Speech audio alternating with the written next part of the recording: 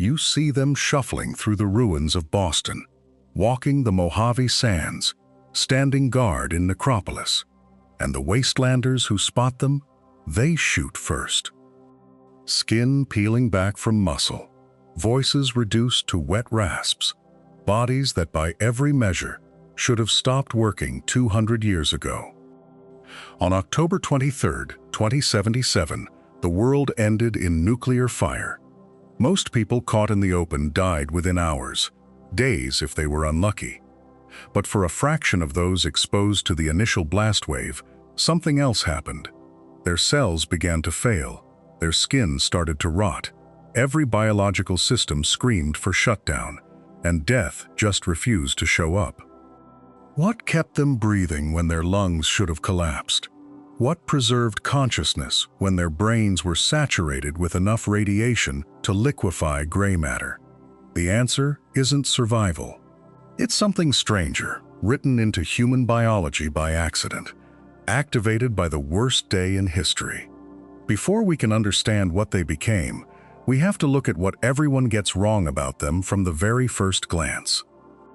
Walk into any settlement from the hub to Diamond City and ask about ghouls. You'll hear the same words: walking corpses, zombies, things that should be put down. The evidence seems obvious. Flesh hangs in strips from bone, noses and ears gone to decay, eye sockets sunken deep, every movement accompanied by the creak of tendons pulling against exposed joints. Their voices come out ruined, vocal cords damaged by radiation, until speech becomes a growl scraped across gravel. Some have been walking the wasteland since before the bombs, 210 years without aging another day, without dying, without any release. Towns bar their doors, caravans change routes. The Brotherhood of Steel's scribes catalog them as post-human aberrations, threats to be monitored or eliminated. And in the moment when a settler sees that silhouette stumbling toward their farm at dusk, rotted and rasping, can you blame them for reaching for a rifle? The fear is instant, biological, the same primal response humans have carried since before civilization. But the word slapped on them by frightened survivors hides a truth that changes everything about who they really are. Here's what the wasteland gets wrong. Ghouls aren't undead. They never died.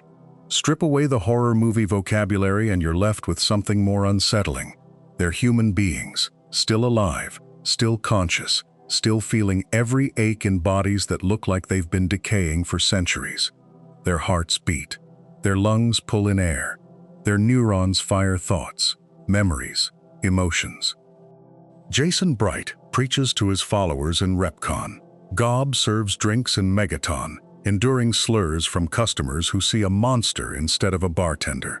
Carol has been organizing Underworld's community since before most wastelanders were born, her mind as sharp as it was in 2077.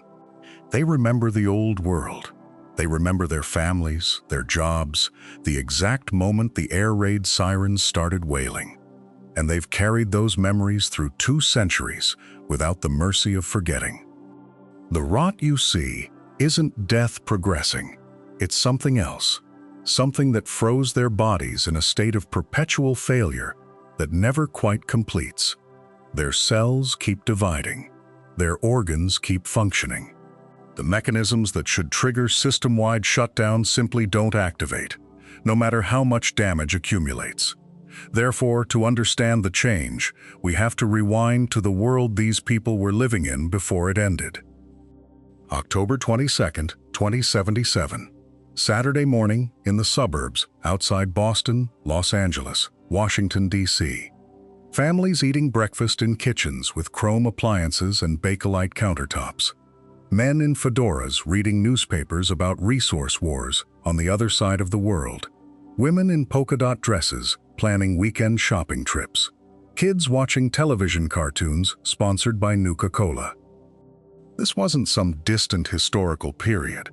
These were people with mortgages, car payments, jobs at Robco assembly plants, or Poseidon Energy offices. They worried about the same things you do: bills, health, whether the neighbors were too loud. The architecture looked like a 1950s World's Fair exhibit, but the concerns were universal and immediate. In a few hours, every single one of those ordinary worries would become permanently irrelevant. The man reading the paper, the woman planning her errands, the kid watching cartoons. Most of them would be ash by lunchtime. But a specific subset would survive in a condition nobody had predicted, and the mechanism behind that survival starts decades earlier with an idea that saturated every corner of their society. That comfortable world was built on a promise about the atom, and that promise is exactly what doomed so many of them. The atom was going to save everything. That's what America had been told since the 1940s, and by 2077, the entire civilization ran on that belief. Nuclear cars, nuclear homes, nuclear wristwatches. Radiation wasn't something to fear in careful, measured doses. It was marketed as clean energy, infinite potential, the fuel of tomorrow, delivered today. You could buy Rad-X over the counter at any pharmacy, advertised like aspirin. Sugar Bombs cereal included free samples of isotopes for science experiments. Nuka-Cola Quantum glowed blue from strontium-90, and people drank it by the case. The government published pamphlets explaining how a little radiation was actually good for you, stimulated cellular regeneration, kept you healthy and alert. Every power plant, every factory, every military base leaked trace amounts into the groundwater, and nobody worried because the experts promised it was safe. Background radiation levels in 2077 were orders of magnitude higher than anything we'd consider acceptable. But it was normalized, woven into the aesthetic and the infrastructure. The entire population had been marinating in low-level exposure for their whole lives. The people who believed that promise had no idea the sky itself was about to prove them wrong.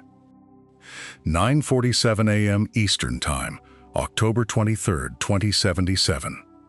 The first warheads hit Pennsylvania and New York. By 9:50, the western seaboard was being hit. By 10, the Midwest. The actual exchange lasted roughly 2 hours before both sides ran out of functioning command structures to launch anything else. 400,000 megatons detonated across the continental United States and China combined.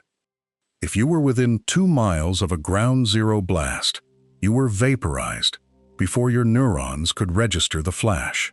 Shadow, burned into concrete. Nothing left but outline. 2 to 5 miles out, you had seconds. Thermal radiation ignited clothing and skin. Then the shockwave arrived and tore buildings into shrapnel, traveling faster than sound. Maybe 5% of the urban population died in those first minutes, and they were the fortunate ones.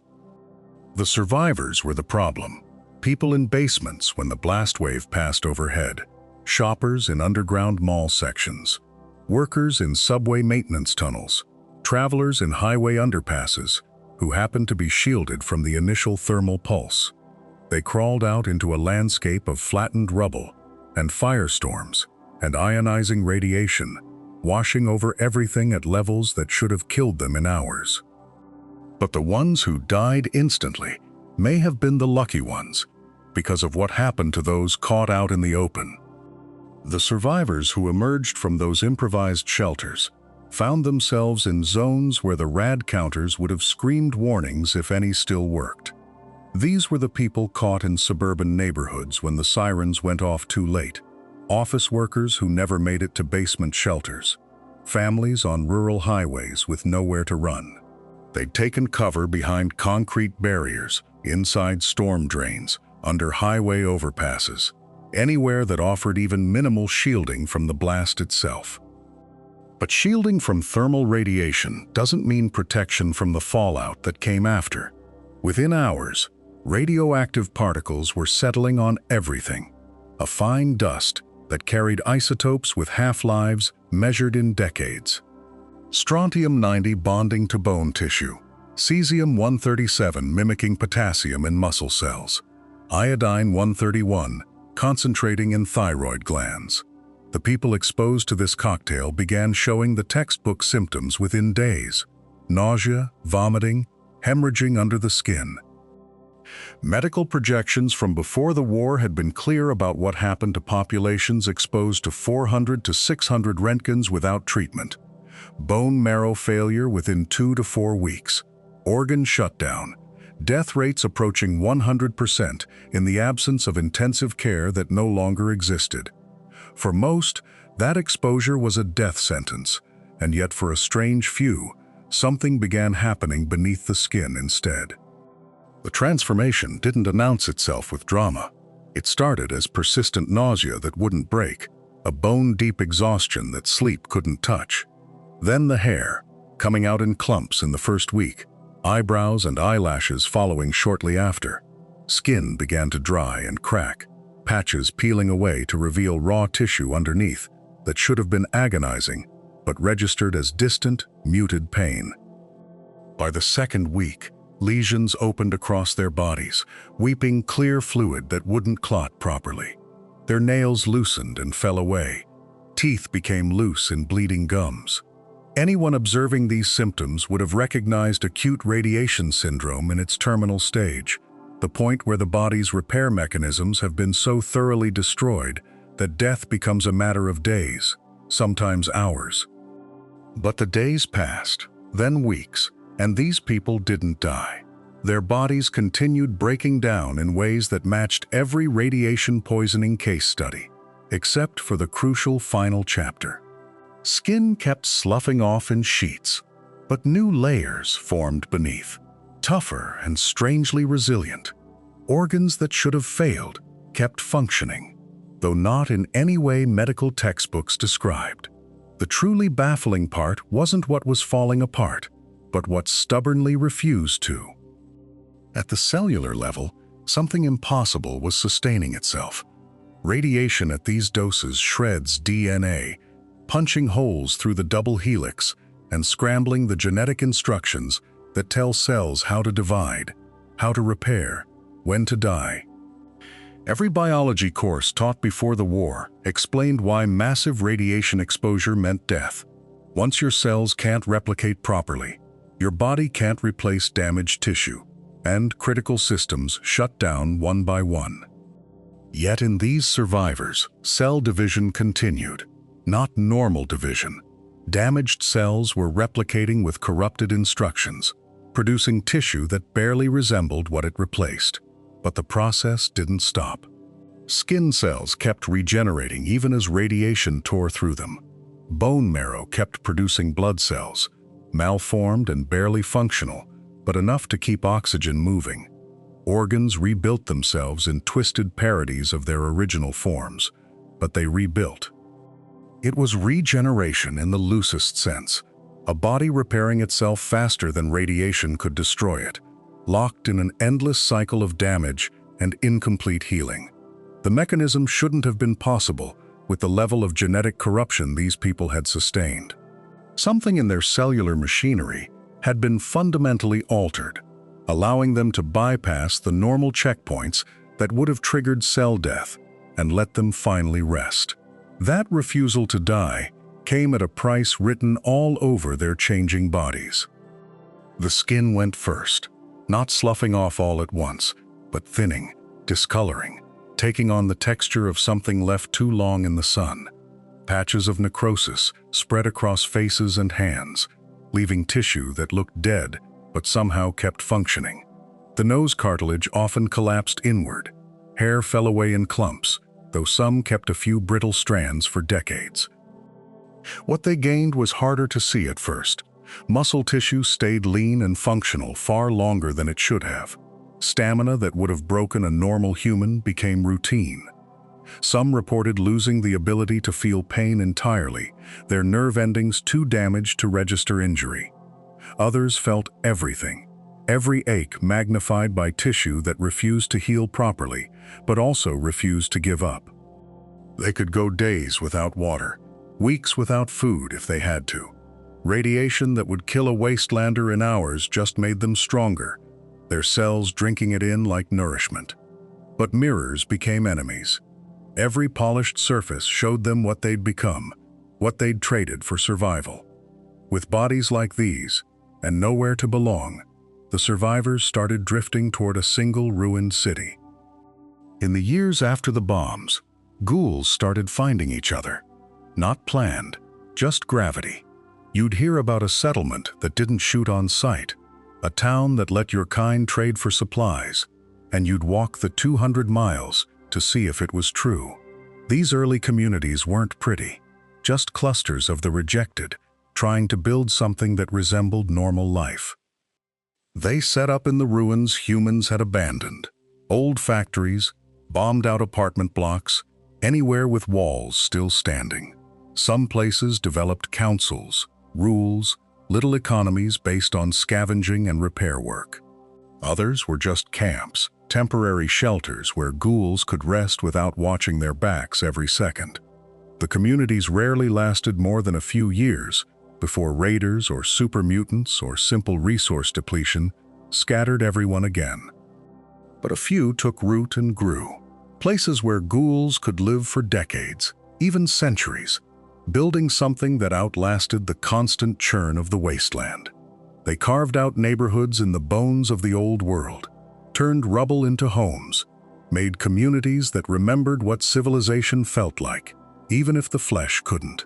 And the most famous of these was built on top of a vault, whose secret was almost too cruel to believe. Necropolis rose in what used to be Bakersfield, California. The bombs had hammered the city into a maze of collapsed freeways and shattered buildings. But underneath it all sat Vault 12, buried in the bedrock like a steel coffin. The ghouls who settled there didn't know the vault's history at first. They just knew the ruins above offered shelter, and the vault below offered resources, old tech, sometimes even working equipment. They called it the City of the Dead, which felt right. The streets were quiet in a way that living cities never are. No children playing, no dogs barking, just the shuffle of footsteps and the creak of metal as ghouls went about their routines. The population grew slowly, word spreading that Necropolis was stable, that it had leadership and rules, and something resembling safety. By the 2150s, it was home to hundreds. But the vault underneath cast a shadow nobody understood yet. Vault 12 wasn't abandoned. Its door still stood in the lower levels, sealed but accessible. The founders of Necropolis had explored it, found it empty of living residents, but full of records, equipment, the usual vault tech infrastructure. What they didn't find, not at first, was the design flaw that had doomed everyone who'd sheltered there on the day the bombs fell. That vault was never meant to protect the people inside it, and knowing why turns the stomach. Vault 12's door was engineered to malfunction, not by accident, not through poor maintenance, but by design. Vault Tech had installed a mechanism that prevented the door from ever sealing completely, leaving a gap wide enough for radiation to flood the interior. The residents who'd rushed inside on October 23, 2077, believed they were safe. They weren't. Every one of them was bathed in lethal doses of radiation while the door stood open, while they waited for help that would never come. Most died within days. The ones who survived began to change, their bodies twisting into something that could endure what should have killed them. Vault-Tec had written their experiment parameters clearly. Study the effects of prolonged radiation exposure on a sealed population. Except the population was never sealed. The cruelty was the point. Out of that betrayal rose a ruler who would turn the city of the dead into his own kingdom. His name was Set, and by the time the ghouls of Vault 12 stumbled into the ruins of Bakersfield, he'd already claimed authority. He wasn't the oldest ghoul, wasn't the strongest, but he understood power in a way the others didn't. Set ruled Necropolis from the watershed, the city's water treatment plant. He controlled the supply, rationed it, used it as leverage. The other ghouls resented him, but needed him, and that arrangement suited Set perfectly. He kept the peace through intimidation and necessity. Scavengers who ventured too close to Necropolis met Set's enforcers. ghouls loyal enough or desperate enough to patrol the ruins. The city wasn't prosperous, but it was stable, a fragile order held together by one ghoul's will. Set had turned survival into governance, rot into structure. His grip on the city held, but a stranger from a distant vault was about to arrive looking for one small thing. The Vault Dweller reached Necropolis in 2561, sent by an overseer who'd given them 150 days to find a replacement water purification chip. Vault 13's chip had failed, and without it, everyone back home would die of thirst. Necropolis had what Vault 13 needed. Vault 12's water chip still functioned, been buried somewhere in the ruins beneath Set's control. The Vault Dweller had to navigate Set's suspicion, the hostility of ghouls who'd learned to distrust smoothskins, and the deeper threat lurking in the city's basement levels. The super mutants had already found Necropolis. They were using the sewers, watching, waiting. Set knew they were there but couldn't fight them, couldn't negotiate, could only hope they'd leave his people alone if he didn't provoke them. The Vault Dweller retrieved the chip, completed the mission, and left. That single act of salvage would ripple outward in ways no one could predict. What the Vault Dweller left behind would eventually doom Necropolis entirely, but that's a tragedy for later. Not every ghoul who walks away from the radiation keeps walking forward. Some lose themselves along the way. Their minds slip, piece by piece, until what's left isn't a person anymore. It's something feral. They're still animated, still moving, still aggressive, but the consciousness that made them human is gone. The wastes have a name for them: ferals. Ghouls who've crossed a line they can't come back from. You can see them in the ruins, shambling through wreckage, responding only to movement and sound. They attack on instinct, without hesitation, without recognition. There's no negotiating with a feral. There's no one left inside to negotiate with. What causes it, though? That's the question that haunts every ghoul who's still lucid. Is it time? Is it more radiation? Is it something else entirely? Something in the brain that eventually just burns out? No one's figured it out. No one's even close. That descent into the feral state is the darkest thread in this whole story, and will unravel exactly what triggers it. The ghouls who keep their minds, though, they keep waking up. Not for years, not for decades, for centuries.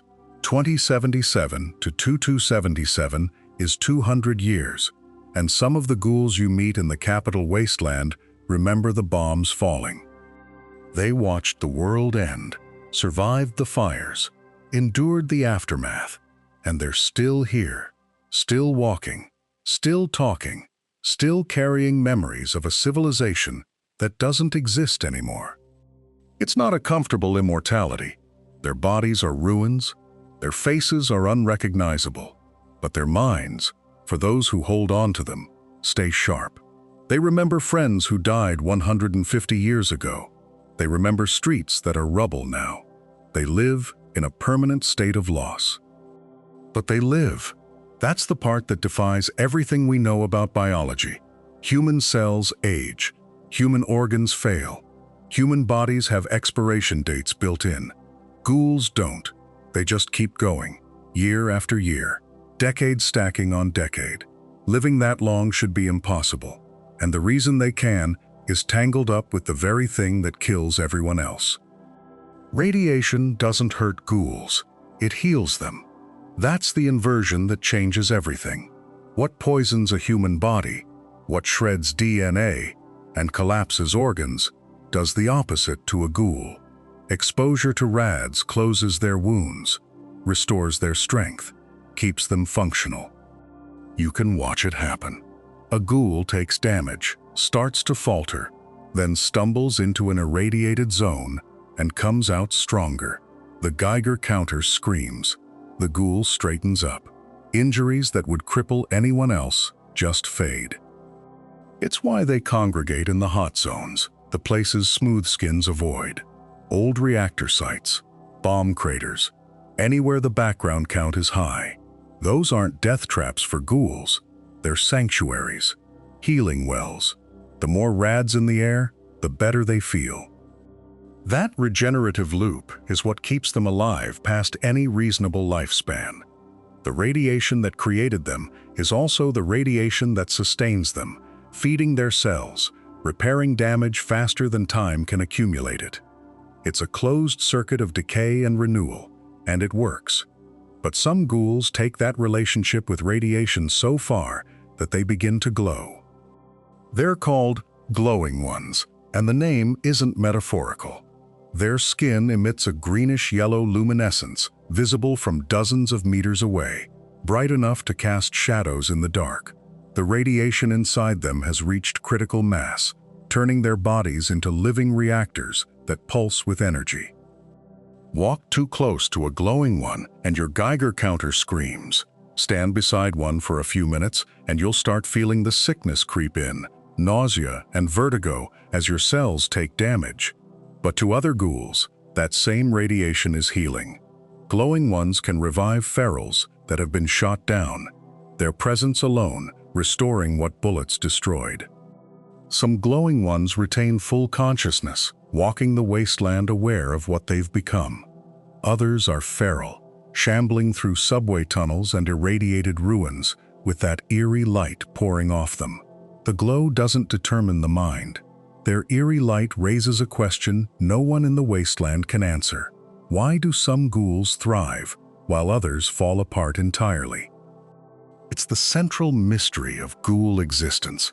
Two people stand in the same blast zone, absorb the same rads, survive the same transformation. 50 years later, one is running a settlement, negotiating trade deals, remembering their daughter's birthday.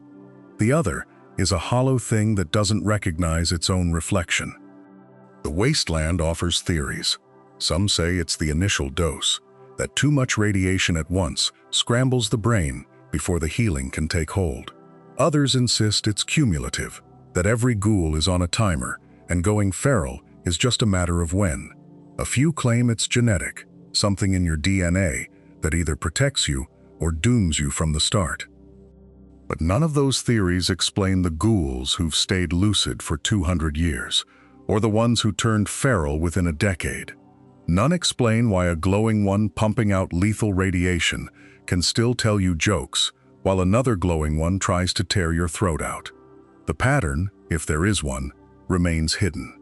To even begin answering that, we have to meet the ghouls who held on to themselves the longest. Deep beneath the capital wasteland sits the Museum of History, its exhibits of the American past gathering dust, while the present shelters in its basement. The ghouls call it underworld. It's not much: concrete halls and makeshift barriers, a bar cobbled together from museum fixtures, and a clinic where Barrows patches up whoever stumbles in. But it's theirs.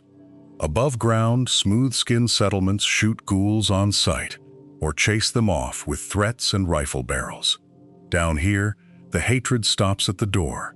Tulip tends her hydroponic garden, coaxing real vegetables from irradiated soil. Greta runs the chop shop, bartering supplies while keeping one eye on the tunnels for feral incursions.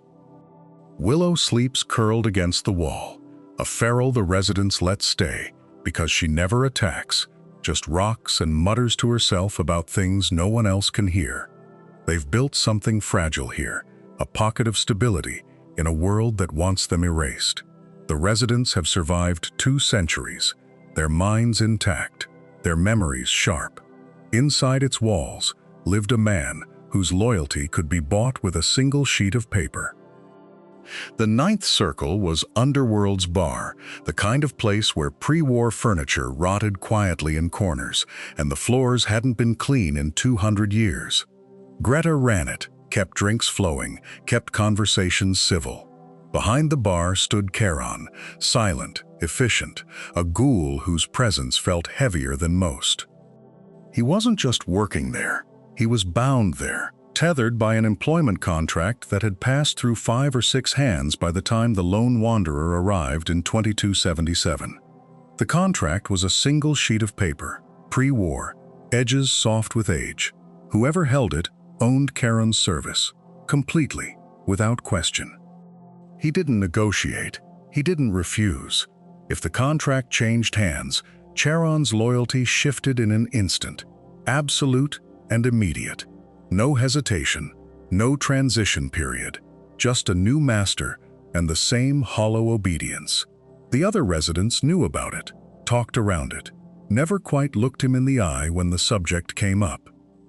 That contract controlled him completely, and how it did remains one of the wasteland's quieter horrors.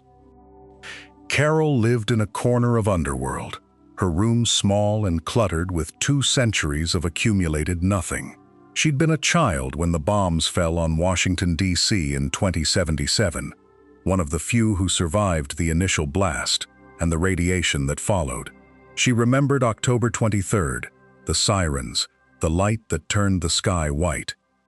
By 2277, she was among the oldest ghouls still walking, her mind intact, her memories stretching back to a world that only existed now in holotapes and ruined monuments. She could describe pre-war DC, the monuments before the rubble, the metro before it became a tomb.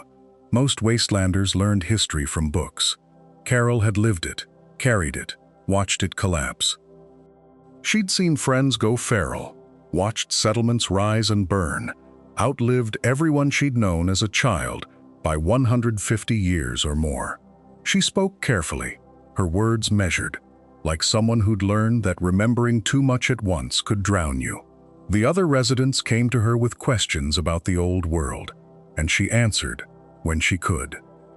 Carol remembered the bombs falling, and carrying a memory that old turns out to be both a gift and a wound. Charon's contract wasn't just a work agreement. It was something closer to programming, a leash that bypassed thought entirely. He followed orders without interpretation, without the small delays that come with choice. If his contract holder told him to kill, he killed. If they told him to wait, he waited, still as stone, for hours if necessary. The mechanism behind it was never clear. No chem showed up in his system, no implant in his skull, no psychological conditioning that anyone could identify. It simply worked. Had worked for decades, maybe longer. Some wastelanders theorized pre-war experimentation. Others thought it was radiation damage to a specific part of his brain. Charon never explained, and maybe he couldn't. He was capable, dangerous, utterly reliable, the perfect employee, and the worst kind of slave, because the chains were invisible, and he seemed content to wear them. The lone wanderer could take the contract from Azrukal, Underworld's ghoul entrepreneur, and Charon would follow them into the wasteland without a word of protest. His loyalty was immediate, his obedience total, and the wrongness of it sat heavy in the air. Not every ghoul settlement hid in a museum, though. Some built something loud and free out in the open. Down in the ruins of old Boston sits Goodneighbor, a walled-off pocket of the Commonwealth, where the rules everyone else lives by simply don't apply. The town motto says it plainly: of the people, for the people. That means whoever you are, feral rumors and radiation scars and all, you get to walk the streets without a gun pointed at your back.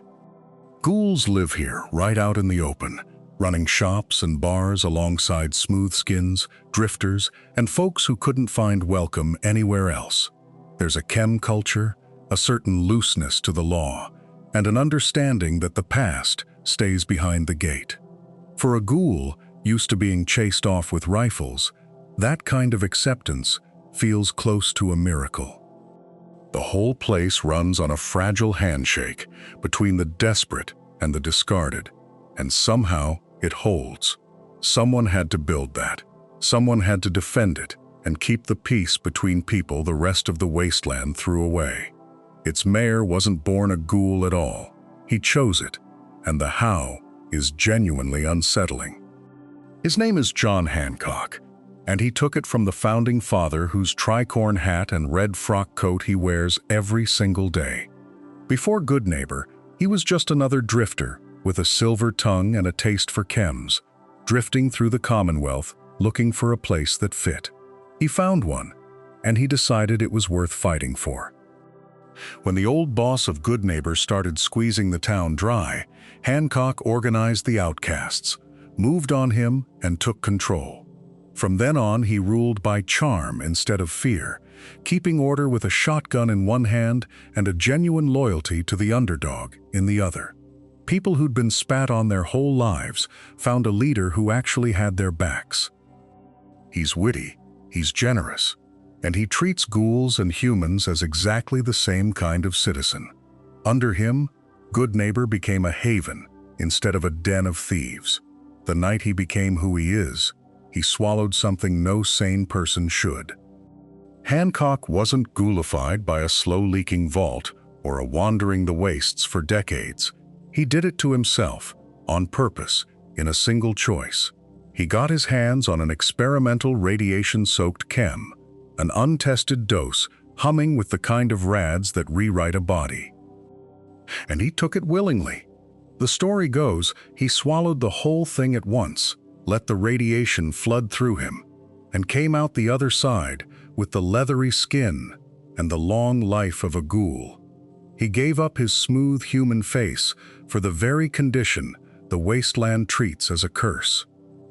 For a man who'd watched ghouls get shot on sight, that's a strange thing to volunteer for, trading acceptance among humans for kinship with the hated.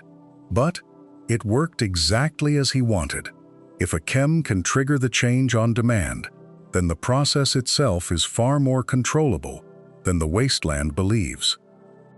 Up in the Commonwealth, there's a place called the Slog. It's a drained pre-war swimming pool turned into farmland, tended by a small community of ghouls who cleared the muck, laid the soil, and coaxed crops out of concrete. Wiseman runs it. Arlen Glass works the rows. They're not hiding. They're not begging. They're farming. The plants grow. The purified water flows through irrigation ditches carved into the old pool deck. Settlers passing through can buy potatoes and mutfruit, and for a brief moment, it looks like proof that ghouls can build something sustainable, something peaceful, something that contributes. The Slog produces more food than some human settlements manage in twice the space. But the settlers who buy from them don't stay long. Traders pay, then leave fast. Wiseman mentions it quietly, how people get uncomfortable, how they'd rather deal with anyone else. The farm works because the ghouls make it work, not because the Commonwealth wants it to. They built something good, and precisely because of that, others wanted them gone. So here's what we still don't know. What actually happens inside a human body when radiation starts the ghoul transformation? Not the folklore, not the superstition, the biology. How does the DNA hold together when it should shred? Why does one person keep their mind for 200 years while another goes feral in 20? We've seen the glowing ones who channel radiation like a second nervous system. We've seen Hancock pop a chem and wake up changed. We've seen Eddie Winter locked in a program that required 400 failed test subjects before one survived. The range is enormous, the mechanisms are scattered, and the wasteland has no unified answer.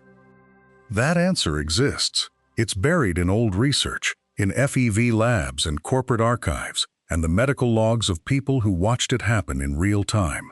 It's coming, and it's darker than the simple radiation story everyone believes. But you can't understand what breaks a ghoul's mind until you see what breaks their spirit first. Before we can crack that open, we have to see how cruelly the living treat the changed. Smooth skin, zombie, rot face. The slurs come easy in every settlement, every caravan stop, every bar where a ghoul walks in and the room goes quiet. It's not just discomfort, it's segregation, written into settlement laws and trading guild rules. Ghouls sleep outside the walls. Ghouls don't get rooms at the inn. Ghouls work the worst jobs for the lowest pay, if they get hired at all. In the NCR, some towns post signs. No ghouls after dark. No ghoul vendors in the market square. Ranger stations turn away ghoul recruits, even when they're war veterans. In the capital wasteland, entire communities exist only because ghouls were pushed out of human spaces with nothing but the clothes on their backs and whatever they could carry. And when words aren't enough, it turns to violence. Ghouls shot on sight because a farmer thought they looked feral. Ghouls beaten in alleys because a merchant didn't like the competition. Ghouls hanged from overpasses because a mob decided the neighborhood was better off without them. The wasteland runs on survival, and for too many people, that survival starts with deciding ghouls don't count as human anymore. Nowhere did that hatred detonate more infamously than at a gleaming tower in the DC ruins. Tenpenny Tower stood in the ruins like a fortress, pre-war luxury converted into post-war snobbery, with a human-only policy enforced by Gustavo, the ghoul-hating security chief. Roy Phillips and his small group of ghouls wanted in. Not to raid it, not to burn it down. They just wanted to live there. Alastair Tenpenny refused. Roy had caps, he had manners, he had every qualification except smooth skin. The tower's human residents backed the decision, citing safety concerns that sounded a lot like the prejudice ghouls had heard in every settlement across the wasteland. So Roy made a threat: let us in, or we take it by force. A lone wanderer brokered a deal. Tenpenny agreed to integrate. Some residents packed up and left, and Roy's ghouls moved into the luxury apartments they'd been denied. For a few days, the tower stood as proof that coexistence could work, that old hatreds didn't have to define the future. The residents thought they'd found a peaceful compromise, and the timing of what came next was almost too perfect. Within days, every human still living in Tenpenny Tower was dead. Roy's ghouls killed them all. Not in battle, not in self-defense. They hunted them through the halls, room by room, until the tower ran red, and the bodies were shoved into the basement like trash. Roy claimed it was always the plan, that humans would never accept ghouls and the only solution was elimination. Some of his followers seemed shocked by the brutality. Others enjoyed it. The lone wanderer who'd negotiated peace returned to find corpses, and Roy Phillips, standing in Tenpenny's suite, insisting the tower was finally safe now that it belonged to ghouls alone. The massacre became legend across the capital wasteland, not as a tragedy of broken trust, but as proof that ghouls couldn't be trusted, that integration was a lie smoothskins told themselves before the rot brains turned violent. One tower, 40-something dead, and every ghoul in the wasteland paid the price in suspicion. That massacre was one story of exile, but ghouls had been driven from thriving cities long before it. Vault City on the west coast built itself as a beacon of civilization. Clean water, advanced medicine, electricity that worked. They also built it humans only. Ghouls who wandered close were turned away at gunpoint, and the few who'd tried to settle nearby were driven off by patrols who didn't want the neighborhood contaminated by their presence. The city's founders were Vault 8 dwellers, convinced their pure genes and pre-war tech made them superior to the wasteland's mutated survivors. Ghouls represented everything Vault City defined itself against: radiation damage, physical decay, the proof that the old world was gone and wasn't coming back. So they expelled them, not with violence, but with the cold bureaucratic certainty that some people simply didn't qualify as citizens. Those exiles scattered into the wastes with nowhere left to go. No settlement wanted them. No vault would take them. No caravan would hire them. They survived on the periphery, scavenging the places smoothskins abandoned, and watching thriving cities from a distance they weren't allowed to cross. Cast out and unwanted, they turned to a place humans were too afraid to touch. Gecko sat in the Nevada desert, a settlement powered by a pre-war nuclear reactor that was slowly falling apart. The smoothskins in Vault City nearby wanted nothing to do with it, convinced the reactor would melt down and irradiate the whole region. So the ghouls took it. They moved into the ruins, studied the old manuals, and kept that ancient machine running year after year. The reactor leaked, the cooling systems failed regularly, but the ghouls of Gecko understood nuclear technology in a way most wastelanders couldn't. because they'd lived through the thing that created them. They jury-rigged repairs, rationed power, and maintained a working power plant in a world where most people couldn't keep a generator alive. Vault City called them savages. Vault City also bought Gecko's excess power when their own systems came up short. The settlement wasn't pretty. Ghouls lived in corrugated shacks, drank irradiated water, and worked shifts in a facility that would have killed a human in hours. But the lights stayed on, the turbines spun, and a community survived in a place the old world had abandoned. Gecko proved ghouls could run what humans couldn't, and one other town proved something rarer still. Broken Hills stood in the middle of nowhere, built around a uranium mine that still had ore worth digging. Ghouls worked the tunnels, super mutants handled the heavy lifting, humans ran the businesses and local government.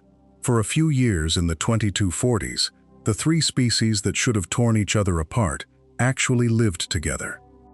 The town had a ghoul sheriff named Marcus, who'd fought alongside the Master's army and decided cooperation beat extinction.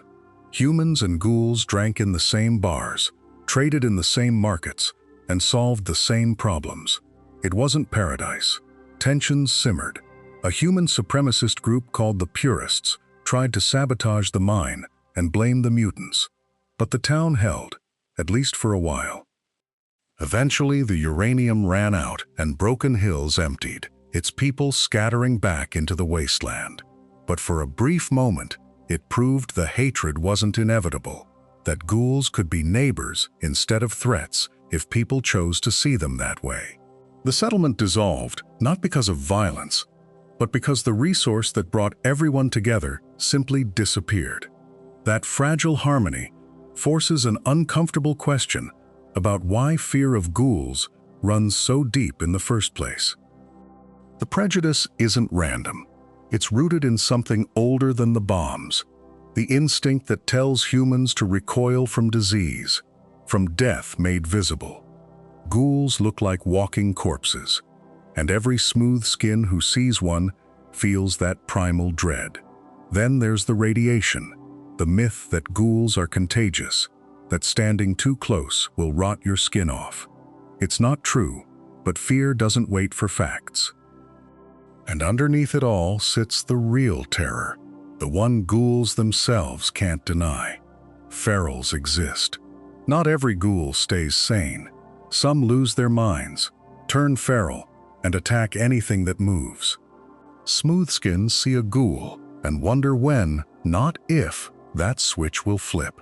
They imagine the neighbor who seemed fine yesterday, charging at them today, mindless and hungry. Every polite ghoul is one bad day away from becoming the monster they're already treated as. The wasteland teaches that survival means trusting your gut, and guts say ghouls are dangerous.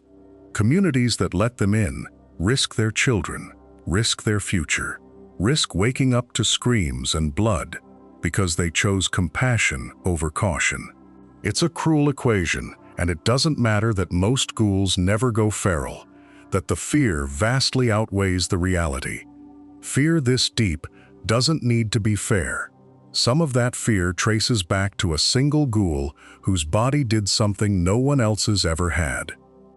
Harold wasn't just exposed to radiation. In 2102, he descended into the Mariposa military base alongside Richard Gray, hunting for a rumored vault. What they found instead was the forced evolutionary virus, still bubbling in vats where the military had left it 25 years earlier.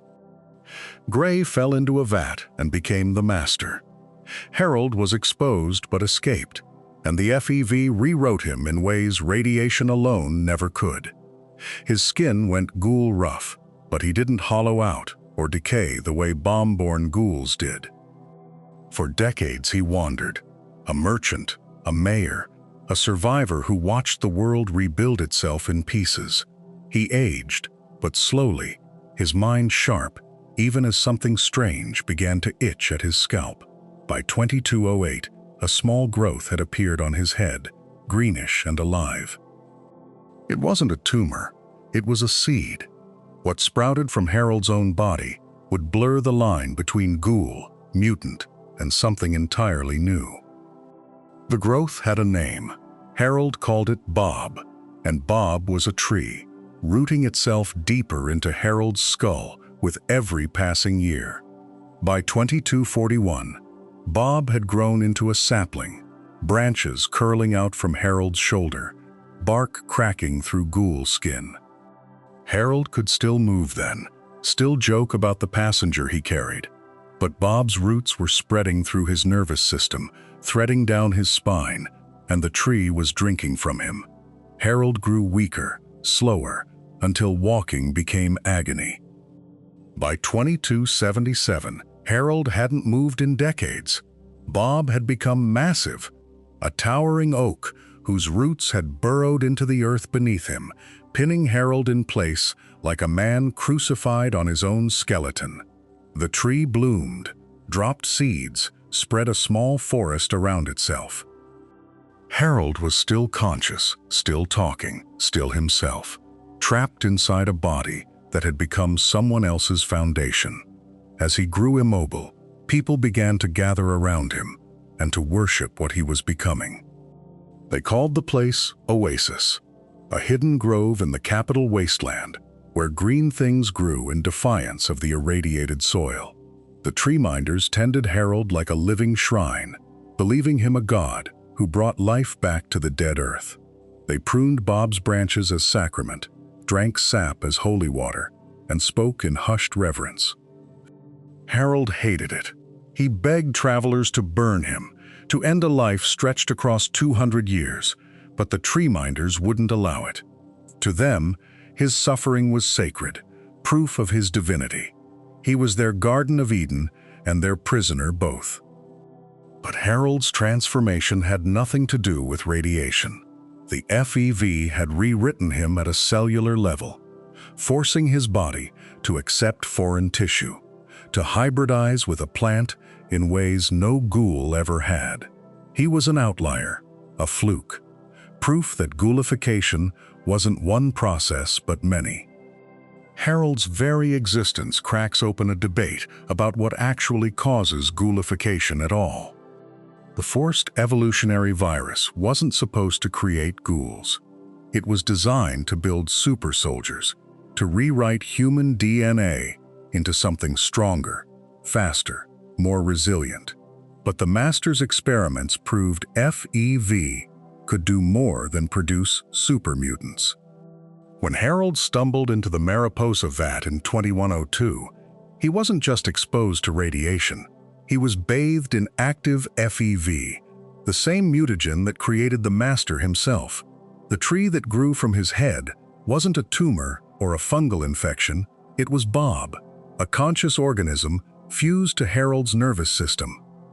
Some wastelanders theorized that standard ghoulification might involve trace amounts of FEV in the environment, airborne after the bombs cracked open research facilities across the country. It would explain why some people turn while others in the same blast zone just die. It would explain the regeneration, the centuries-long lifespan, the way ghoul tissue resists damage that would kill a smooth skin. But the theory has problems. Not every ghoul was near a known FEV site. Not every exposure follows the pattern. If FEV is involved, then everything the wasteland assumes about a simple radiation origin might be only half the story. The cleanest cases point to pure radiation. Moira Brown, in Megaton Ghoulifies in Fallout 3's ending, if you arm the bomb, no FEV anywhere near her, just a 23-kiloton airburst, and enough rads to glass the town. She survives, her skin sloughs off, and she keeps researching, like nothing happened. But then there's Eddie Winter, the Boston crime boss who dosed himself with an experimental radiation drug in 2077, trying to become immune to nuclear war. He turned ghoul before the bombs even fell. No blast, no fallout, just a syringe full of pre-war science and a man willing to test it on himself. Desmond Lockhart claims he was ghoulified by a Chinese bioweapon on the Yangtze submarine, something engineered, not accidental. The marked men in the Divide were caught in a storm of radiation and storm drum warheads that fused their skin to their combat armor. Every case is different. Every transformation follows its own rules. Some researchers think there's a genetic component, a mutation that lets certain people survive lethal doses, while others just cook from the inside. Others point to environmental cocktails, radiation mixed with chemical weapons, with pollutants, with things the old world buried and the bombs dug up. Whatever the cause, the ghouls who kept their minds long enough have stories that stretch across 2 centuries. Raúl Alfonso Tejada was a mechanic in Mexico City when the bombs fell on October 23, 2077. He was in his early 30s, working on a car engine in his family's garage when the sirens started. He didn't ghoulify that day. The transformation came later, slowly, as the fallout drifted south and the rads accumulated in his bones. His sister Rafaela didn't make it. Raiders killed her in the chaos after the war, and Raúl spent years hunting every one of them down. By the time he was done, his skin had started to peel. His hair had fallen out. He'd stopped aging, but the world had moved on without him. He drifted north into the Mojave, worked as a handyman, a mechanic, a gunslinger when the need arose. He watched civilizations rise and collapse. He repaired pre-war tech in towns that would be gone in a decade. He outlived friends, employers, entire settlements, and kept moving, because staying still meant watching everything you built turn to dust. By 2281, Raúl was holed up in Black Mountain, a prisoner of the super mutant Tabitha, fixing her robots because it gave him something to do. 204 years old and still turning wrenches, Raúl survived unimaginable loss, and how he chose to spend the century that followed is its own quiet saga. The courier could recruit him, and Raúl became one of the most reliable companions you could have in the Mojave. He'd crack jokes about his own decay, call himself an old man, fix your weapons with the kind of skill you only get from doing something for a literal century. His perk, Old Vaquero, made your guns and armor degrade 50% slower, fitting for a ghoul who'd spent 200 years keeping things running. He could also become a gunslinger again if you pushed him that way, reclaiming a piece of who he used to be before the bombs. But listen to his dialogue long enough and you'd hear it. The weight. He'd lost his family in Mexico City, watched his sister die, seen every friend age into dust. The humor was real, but so was the grief underneath it, never quite gone. Like Raúl, another Vegas ghoul carried memories of the old world so vivid they still ached. Daisy ran Daisy's Sundries in Freeside, a little shop where she sold what she could scavenge. She was born in 2052, which meant she'd lived through the entire world before the war, not just the tail end. Talk to her, and she'd tell you about space travel. Actual commercial space flights, the kind regular people could book. She remembered what it felt like to leave Earth's atmosphere, to look back and see the planet whole and blue. That wasn't some old holotape or faded poster. That was her memory. She'd seen the Mojave when it was green, when the Strip was new, when people worried about traffic and taxes instead of raiders and rads. She could compare the before and after in her own mind with perfect clarity. Holding on to those memories for 200 years turns out to be its own kind of slow wound. Imagine remembering your parents' faces, your childhood home, the person you loved, and knowing they've been gone for 2 centuries. Every ghoul who stays lucid carries that. They don't just survive the apocalypse, they survive everyone they ever knew, every place they ever called home. Humans in the wasteland grew up in this world. It's brutal, but it's all they know. Ghouls remember when it wasn't like this. They remember the sound of a city that wasn't rubble, the taste of food that didn't come out of a 200-year-old can. Raúl had his work. Daisy had her shop. But a lot of ghouls don't have that anchor. They drift, they isolate, They spend decades alone with nothing but memories of a world that doesn't exist anymore and the creeping knowledge that everyone else moved on without them. And it may be exactly that weight on the mind that pushes some of them over an invisible edge. It doesn't happen overnight. The first signs are subtle, easy to miss if you don't know what you're looking at. A ghoul might start forgetting small things, recent conversations, where they left a tool, why they walked into a room. Then the confusion gets worse. They repeat themselves, lose track of time, struggle to follow a thread of thought from beginning to end. Some get angry without clear reason, lashing out at friends who've known them for decades. Others go the opposite direction and just shut down, staring at nothing for hours, barely responding when you say their name. Their speech starts to break apart, sentences trailing off into silence or looping back on themselves like a skipping holotape. By the time the people around them realize something's really wrong, the ghoul is already halfway gone. They're still walking, still breathing, but the light behind their eyes is dimming fast. Once that slide starts, the person you knew begins losing something far more precious than their skin. The memories go first, not all at once but in pieces.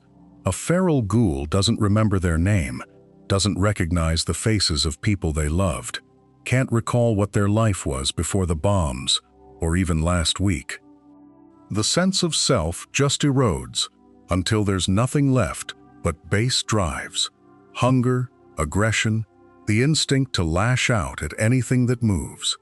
They stop speaking entirely, reduced to guttural snarls and hisses that barely sound human anymore. If you run into a feral in the wasteland, you're not looking at a person having a bad day. You're looking at what's left after everything that made them who they were has been stripped away. They don't think, they don't plan, they don't hesitate. They just react, driven by impulses they can't control or understand. Whether any fragment of the original person is still trapped somewhere inside that ruined mind, aware but unable to stop what they're doing, is a question nobody wants to answer. And in that hollowed-out state, some ferals grow into something even more dangerous. Standard ferals are bad enough, clawing and biting with surprising strength for something that looks half dead. But then, there are the glowing ones. Ferals so saturated with radiation, they literally light up in the dark, their bodies emitting waves of rads that can kill an unprotected human in minutes. They heal other ferals just by being near them, turning a small group into a regenerating swarm. And if you think that's the worst it gets, meet the reavers. Tougher, faster, more aggressive than any other feral variant, covered in tumors and lesions that somehow make them harder to kill instead of weaker. Reavers don't just shamble toward you. They sprint, they dodge, they tear through armor like it's tissue paper. Some reports out of the capital wasteland describe reavers shrugging off headshots that would drop a deathclaw. They're what happens when a feral ghoul is exposed to truly extreme radiation for an extended period, the kind of exposure that would vaporize anyone else. The Commonwealth has its own variants, each one a reminder that going feral isn't a single destination, but a spectrum of nightmare outcomes. What decides whether a ghoul stays himself or becomes one of these is the exact mystery we're finally closing in on. For decades, survivors have tried to pin down what flips the switch. Some blamed cumulative radiation dose, the idea that every ghoul has a threshold, and once you cross it, the mind just goes.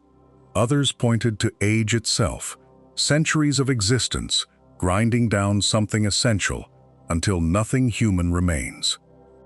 Pre-war medical logs suggest neurological decay, radiation steadily chewing through brain tissue until higher functions collapse.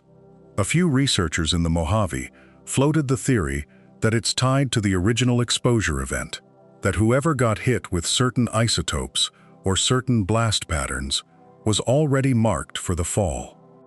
The Institute's fragmented data hinted at a genetic component, Some people's DNA more resistant to the cognitive slide than others. Every explanation has evidence backing it, and every explanation has ghouls who don't fit the pattern. What's become clear is that ferality isn't one thing with one trigger, it's a convergence. The first suspect isn't radiation at all, it's something far lonelier. Watch a ghoul community, and you'll notice something.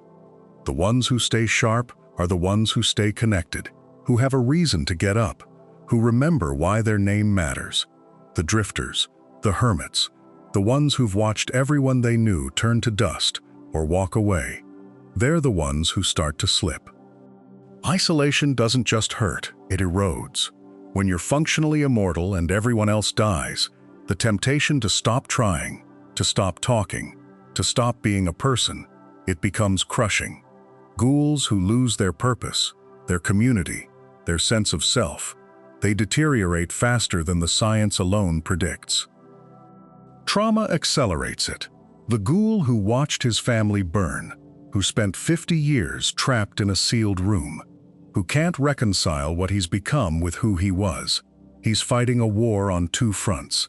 The mind needs a reason to hold together, and when that reason vanishes, the body's damage finds no resistance. But loneliness alone can't explain what's happening inside the skull.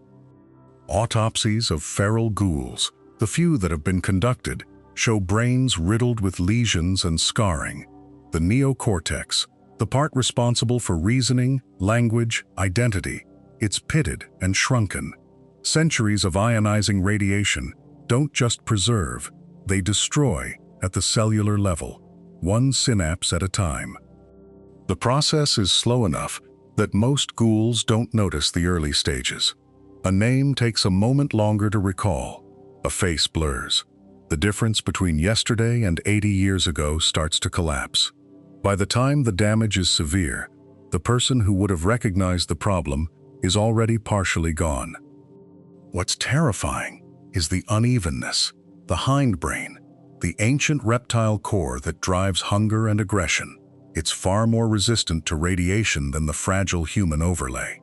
So as the centuries pass, you don't lose everything at once. You lose the parts that made you you. And what's left is something that still moves, still hunts, still exists.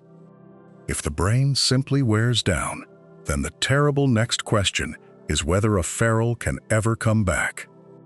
The official word from every major faction is that once you go feral, you're gone. The Brotherhood shoots on sight. The NCR quarantines entire settlements. Even other ghouls will tell you there's no pulling someone back from that edge. But the wasteland keeps a few stories alive that don't fit the model. A ghoul in the Mojave swears he knew a feral who recognized his own name for just a moment before the light went out again. A caravan guard claims she saw one hesitate at a holotape of children singing. They're fragments, not proof. Maybe they're just the brain misfiring one last time, a flicker of old wiring before it burns out for good. Maybe ferals retain some buried layer of recognition that can't surface anymore. The science says the damage is structural, that you can't rebuild neurons once they've rotted away. But the wasteland has always had a way of breaking the rules we think are solid. One ghoul's story challenges almost every assumption we've made, and he started out as a movie star. Before the bombs, Cooper Howard was the face of America. Not a face, the face. He starred as the cowboy in every living room, every billboard, every Nuka-Cola ad that played before the newsreels. Kids wore his costume for Halloween. Vault-Tec hired him to host their promotional materials, because when Cooper smiled, people believed the future was safe. He wasn't just an actor playing a part. Cooper had actual rodeo skills, actual charm, and actual love for his family. His daughter Janie looked up to him like he'd lassoed the sun. His wife Barb worked for Vault-Tec management, and for a while, the Howard family was the American dream in a spotlight. But Cooper started asking the wrong questions. He noticed things on set. heard whispers in executive meetings Barb brought home. The timeline didn't add up. The vaults weren't just shelters, and Vault-Tech's plans stretched past survival into something he couldn't reconcile with the man in the white hat. When the bombs dropped on October 23, 2077, Cooper was at a birthday party with Janie, watching the mushroom clouds rise over the hills. The man beloved on every screen in America was about to lose everything, including his own face. The radiation didn't take Cooper quickly. It peeled him apart across decades. His skin went first, then his voice turned to gravel, then the reflection in every broken mirror became something his daughter wouldn't recognize. He became a ghoul, but he didn't become feral. By 2296, 219 years after the bombs, Cooper is still conscious, still moving through the wasteland as a bounty hunter they call the Ghoul. He's violent, he's cynical, and he's surviving on something the other ghouls don't talk about in public. But he's still Cooper Howard under the ruin. His case is the key. He's lived longer than Raoul, longer than Daisy, and he hasn't lost himself to the feral spiral. Whatever keeps him coherent, whatever drug or mechanism or sheer willpower holds his brain together, it's the answer to the question every ghoul asks in private: how much time do I have left? Because Cooper didn't just survive radiation, he survived betrayal, isolation, the loss of his family, and 2 centuries of moral erosion that would shatter most minds even without the cellular decay. Everything we've gathered is about to converge on the answer, but first, we have to see how he survived 200 years of it. For 200 years, Cooper Howard drifted across a poisoned map, taking bounties, collecting caps, and putting bullets into people the wasteland had already given up on. He watched towns rise and rot, watched raiders be born and die of old age, watched the same tired scams repeat generation after generation. Through all of it, he kept the hat, the drawl, the crooked half-smile of a man who used to be somebody. Every decade chipped a little more away. Friends were a liability, so he stopped keeping them. Attachments got people killed, so he stopped forming them. What was left was a lean, patient hunter who remembered being kind, but couldn't quite afford it anymore. And underneath the swagger, something was always pulling at him, a slow gravity dragging him toward the same blank fate he'd shot dozens of ferals to escape.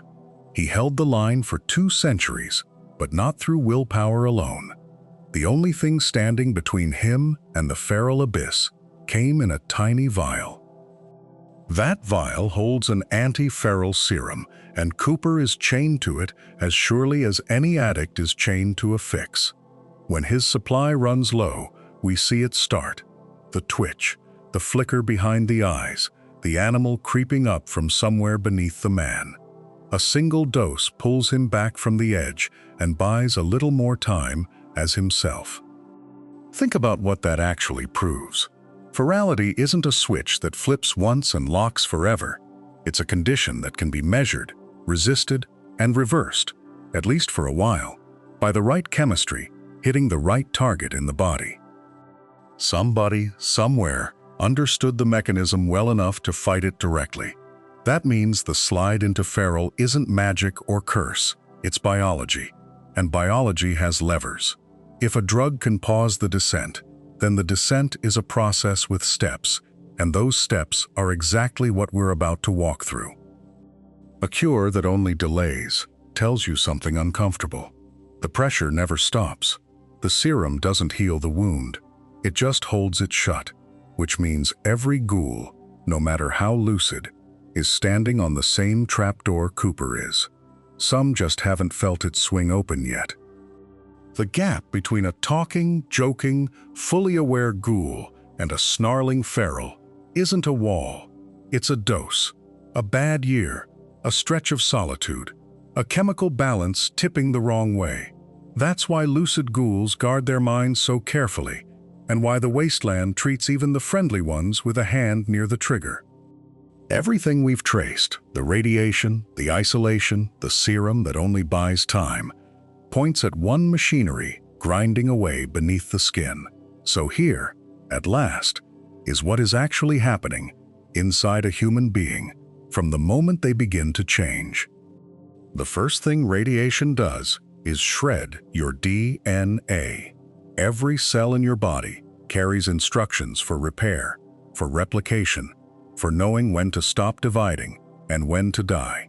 Those instructions get burned away in minutes under enough rads. Normal human cells detect the damage, trigger apoptosis, and shut down. That's why acute radiation syndrome kills you in days or weeks. Your body just stops being able to replace what it loses. Ghoulification happens when something in your genetic code refuses that shutdown. Instead of dying, the cells begin regenerating under conditions that should make regeneration impossible. The damage doesn't get repaired, it gets bypassed. New cells grow over the destruction, incorporating the radiation itself into their energy cycle. You stop healing correctly. You stop aging correctly. Your skin begins to slough and rot because the new tissue isn't quite human anymore, but you don't die. It's not immortality. It's your body learning to run on the very thing that's killing it. The radiation becomes the fuel, the structure, the signal your cells obey instead of your original DNA. You need it now. A ghoul in a low-rad environment will weaken, starve, begin to degrade faster than they regenerate. But keeping the body alive is only half of it. The other half is a war being waged inside the brain. Your neurons don't regenerate the way skin or organ tissue does. They're supposed to last your entire life, maintaining the same connections, the same electrochemical pathways that make you you. Radiation doesn't care. It tears through the synaptic gaps, degrades the myelin sheath, oxidizes the neurotransmitter chemistry your thoughts depend on. Under normal exposure, that damage is permanent. You lose memory, motor control, cognition, and you never get it back. But in a ghoul, those neurons try to regenerate anyway. New cells grow, new pathways form, but they're not precise. The connections don't line up the way they used to. Memories blur. Emotional regulation fails. The part of your brain that says, "I am a person with a past and a future," begins to fray at the edges, and the regeneration can't restore it because the template is already corrupted. You stay conscious. You stay aware enough to know something's wrong, and over decades, that awareness is what you lose first. The body keeps regenerating. The brain keeps trying, but every cycle leaves you a little less intact. The newest cells don't remember what the oldest ones knew. You forget your name before you forget how to hunt. You forget why you're afraid before you forget how to fear. It's not a disease, it's erosion. Once you see how that war ends, everything the wasteland fears about ghouls finally makes terrible sense. Southwest of the Commonwealth, past the rusted highways and the skeletal suburbs, the ground itself glows green. The glowing sea is what's left of the area where the first nuke hit on October 23, 2077. Over 200 years later, the radiation is still so high that unshielded humans die in minutes. Power armor buys you an hour if you're lucky. Nothing living should be there, but ghouls are. Feral and glowing variants patrol the craters, moving through rad storms that peel the paint off your suit. Some of them have been there since the war, not hiding in the ruins, living in them. The kind of exposure they endure would cook a fresh ghoul in days, but these ones thrive. Their bodies don't just tolerate the radiation anymore, they emit it. Glowing ghouls are what happens when regeneration becomes so aggressive, so soaked in rads, that you become a walking reactor. It's the biological ceiling.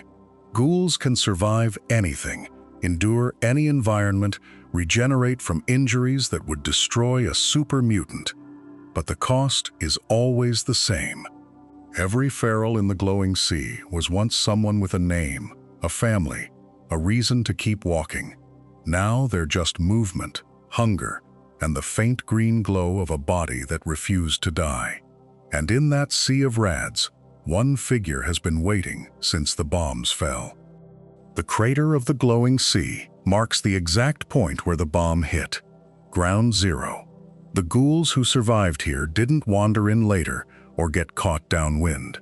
They were standing right there when the sky turned white. Oswald the Outrageous was performing at Kitty Kingdom when the bombs dropped. He saw the flash, felt the wave, and kept breathing. His girlfriend Rachel turned feral within days. He's been waiting in that park for 210 years, hoping she'll remember him.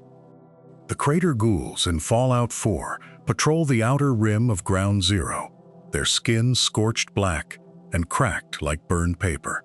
They don't speak anymore.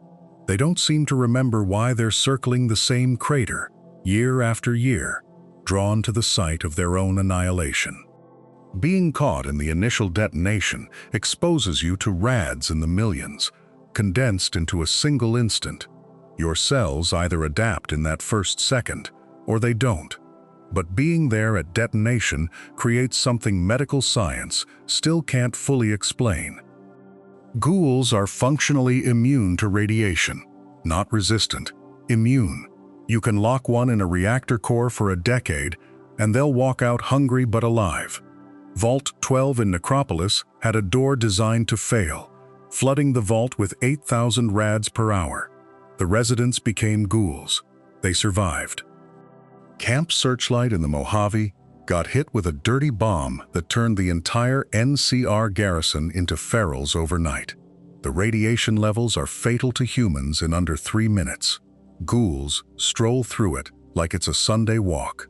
Jason Bright and his followers lived inside a pre-war rocket facility's reactor chamber for years, bathing in gamma radiation daily. This makes them the only people in the wasteland who can salvage pre-war tech from the hot zones, repair nuclear reactors, or scavenge the glowing sea without a hazmat suit. They're uniquely valuable, and because they're already ruined, no one worries about losing them to exposure. So ghouls get the jobs no one else survives. They clear out irradiated subway tunnels, haul barrels of spent fuel rods, and live in bombed-out ruins too hot for human settlement. Their gift is also their exile, which is exactly why one faction saw them as the perfect workforce. Jason Bright's followers weren't enslaved, but they were functionally trapped. The Repcon test site's basement was flooded with radiation from a damaged reactor. Only ghouls could go down there to fix it. They spent years maintaining equipment in a facility that would kill a human in seconds, because they were the only ones who could. Before the war, some ghouls were pressed into service at nuclear facilities across the country. The reservation in Point Lookout used ghoul labor to maintain the Calvert family's underground reactor. In the capital wasteland, ghoul maintenance crews were tasked with repairing the radioactive metro tunnels after the bombs, work that guaranteed eventual ferality. Carol in Underworld mentions ghoul workers at pre-war power plants who were volunteered for the jobs no one else would take. Cleaning containment vessels, replacing control rods by hand, walking into meltdown zones to manually shut off coolant systems. They called it an opportunity. Really, it was a death sentence with extra steps. The wasteland didn't invent ghoul labor camps, it just inherited them. What changed after the war was that some ghouls stopped waiting to be told where the radiation was worst, and some ghouls embraced that role willingly, for reasons that cut deeper than survival. The Divide was a courier hub, a logistics center threading the Mojave to the Colorado. Then, in 2277, a package detonated pre-war warheads still buried in the silos beneath it. The NCR garrison, the couriers, the travelers, everyone caught in the blast radius, got 3 kilorads in 90 seconds. What usually takes months happened before anyone could run. Skin charred, then peeled, then kept peeling, while hearts kept beating. The survivors wrapped themselves in old world flags because there wasn't enough skin left to hold their bodies together. They became the marked men, ghouls born in minutes instead of years. The divide turned into a research opportunity no one wanted. Here was ghoulification in fast forward, visible, documented by anyone who walked through afterward. Observers reported seeing marked men in the early stages, tissue damage spreading like time-lapse film of decay. But the speed of the change there revealed something about the process no one had seen before. The marked men stayed conscious through the entire transformation. Every other known case of ghoulification happens slowly enough that the victim passes out, goes into shock, or loses days to fever. The divide's dose was so concentrated, it burned past those mercy mechanisms. They felt their skin separate from muscle, felt their vocal cords rasp as membranes dissolved, watched their hands lose fingerprints, then dermis, then the structures underneath start showing through, and kept thinking, kept moving, kept experiencing every stage, while their brains refused to shut down. Scribes who interviewed survivors noted they remembered it, the exact sequence, the specific sensations, how long each phase lasted.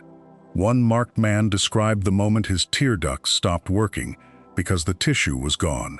No other ghoul population has that clarity about their own turning.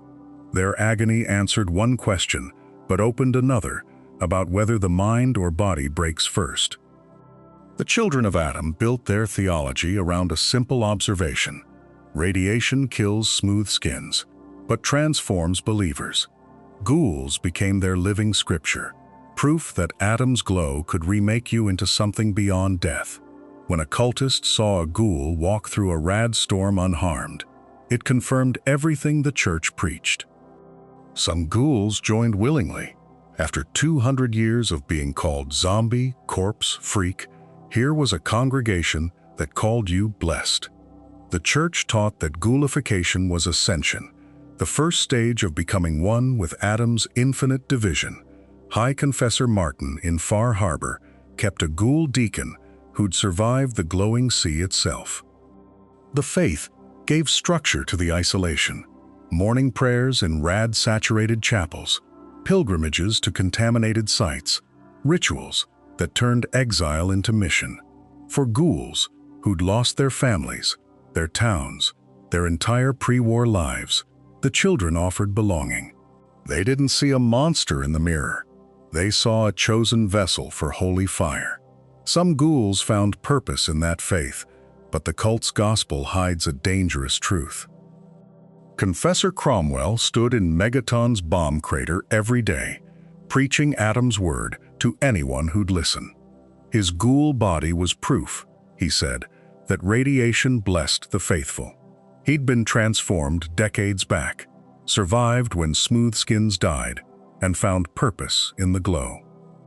The cult promised division, a transcendence through holy radiation that would elevate believers beyond flesh. For wastelanders, that meant pilgrimage to irradiated sites, drinking from tainted wells, bathing in gamma until Adam chose them. For ghouls, the theology got complicated.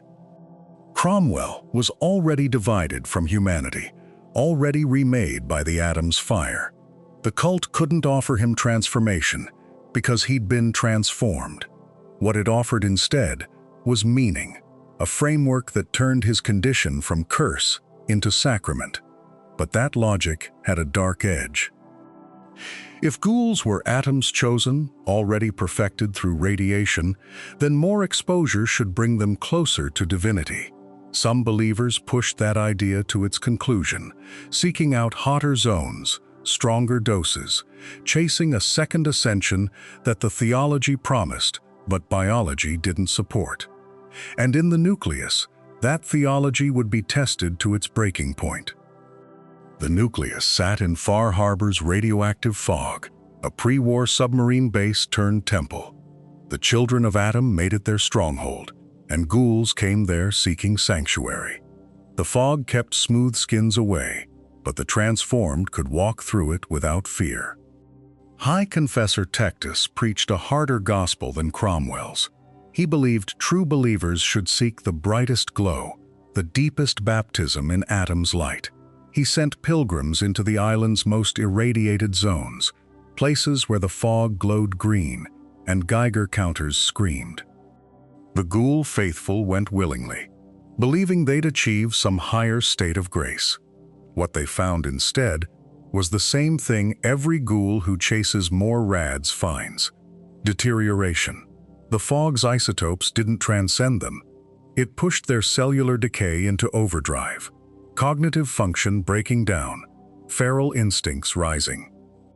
Some came back changed in ways the cult didn't advertise. Others didn't come back at all, lost in the fog, or turned into the shambling husks that wandered the coastline. The nucleus kept preaching division, but the pilgrim's fate told a different story about what radiation does to bodies already remade. What happened in that fog answered whether ghouls can still evolve. Eddie Winter ran Boston's underworld before the bombs fell, a gangster with connections deep enough to learn things the public never knew.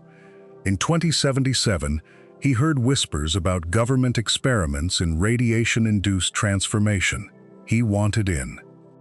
Winter paid off scientists working on prototype ghoulification research, pre-war black budget stuff that Vault Tech and the military were running in parallel. The process wasn't perfected. The survival rate was maybe 30%. But Winter had terminal cancer and nothing left to lose. He chose the needle over the grave. They dosed him with experimental FEV variants and controlled radiation exposure in a lab, not a wasteland. The transformation took weeks, not the instant burn of a nuclear blast. His skin necrotized on schedule. His cellular structure reorganized. His tumor stopped growing because the cancer cells couldn't compete with the radiation-resistant mutations flooding his system. He survived. When the bombs fell on October 23, 2077, Eddie Winter was already a ghoul, sealed in a bunker with his gang, watching the world end from behind lead-lined walls. 200 years later, Nick Valentine would find him still alive, still running his angles, proof that someone beat the apocalypse by becoming the thing the apocalypse made. His survival proved that transformation was possible through science alone, without nuclear fire. Winter's bunker held more than just a gangster and his serum. In 2287, when you crack open his safe, you find Vault Tech documentation, classified files dated September 2077, internal memos discussing Project Safehouse, Subprogram Lazarus, controlled radiation exposure protocols, dosage tables, survival projections. They weren't just studying ghoulification, they were engineering it. Vault 12 in Necropolis was the proof of concept, the door designed to fail, but the files show they had plans for 6 more vaults with calibrated leaks. Vault 36, never built. Vault 1118, retooled. Each one a laboratory, measuring how much radiation it took, how fast the change happened, whether you could stagger the exposure to improve retention of higher brain function. One memo from August 15, 2077, proposes a ghoul workforce for post-war reconstruction, immune to lingering fallout, no need for protective gear or clean water. Another discusses combat applications, radiation-resistant shock troops who could walk through contaminated battlefields. The cost-benefit analysis runs 47 pages, plans that would have turned entire vaults into ghoul armies, if the world had lasted. The divide proves you don't need a vault to test the limits. When Courier 6 walks into the Boxwood Hotel ruins, the Geiger counter screams 650 rads per second. 3 minutes of exposure, you've absorbed nearly 120,000 rads. Even with every radiation resistance perk, every chem in your pack, you're walking through a death zone that should cook you at the cellular level. But EDE's medical scanner tells a different story. After 6 hours in the divide's hottest sectors, it detects tissue changes. Epidermis thickening by 12%, accelerated cellular turnover, minor necrosis in extremities that regenerates within 48 hours. You're not turning, not yet, but you're not entirely unchanged either. The marked men prove where that road ends, their skin stretched and torn, their minds half gone, caught in some twilight state between human and feral. Ulysses himself shows the adaptation in progress. 15 years in the divide, breathing isotopes, sleeping on irradiated rubble. His skin's gone leathery. His voice rasps like sandpaper, but his mind stays sharp. He quotes pre-war philosophy while standing in radiation that would kill a Brotherhood paladin in full armor, which means the line between human and ghoul might be thinner than anyone thought. Here's what 240 years of observation has taught the wasteland. Nothing. Carol in Underworld turned at roughly 800 rads, caught in the edge of a blast in Germantown. Gob's father survived 2,400 rads in a factory meltdown and walked away human, only turning years later from ambient exposure. Dean Domino took an estimated 3,200 rads in the Sierra Madre's cloud and came out a ghoul with his singing voice intact. The Brotherhoods tried to find the threshold. After the Capital Wasteland campaign, Scribe Valancourt compiled 89 cases of confirmed ghoulification with estimated radiation doses. No pattern, no consistent number. 2 soldiers caught in the same blast. One turns within a week, the other dies of acute radiation syndrome like a human should. A wastelander drinking irradiated water for 20 years suddenly turns overnight. Another drinks the same water for 30 and dies of old age, still human. What the data does show, age of exposure matters, sort of. Genetic markers matter, maybe. Prior radiation exposure complicates everything. One institute study from 2280 suggests neurological activity during the initial exposure might influence retention of sapience versus feral degradation, but they can't explain why. The math doesn't work. The biology doesn't work, but recent evidence suggests the dose might not be what matters most. Institute scientists working with pre-war medical records found something in the DNA, specific genetic markers, cataloged in old genome projects, that predicted transformation with 94% accuracy. If you carried the right sequences on chromosomes 7 and 11, radiation exposure above 600 rads almost always triggered ghoulification. If you lacked them, you could absorb 2,000 rads and die human. The markers weren't rare. Roughly 1 in 8 pre-war humans carried the full set. Another 1 in 4 carried partial sequences that made transformation likely, but not guaranteed. It meant ghoulification was never truly random. Your fate was written in your cells decades before the bombs fell, and that discovery explained why some families turned together while neighbors stayed human. When the Masters supermutants stormed Necropolis in 2162, they weren't there to study. They were there to clear out a ghoul settlement that refused to cooperate. The mutants killed 47 ghouls in 6 hours, but the Master ordered autopsies on 12 of the bodies, and what his scientists found stopped the campaign cold. Ghoul cells had restructured at the molecular level.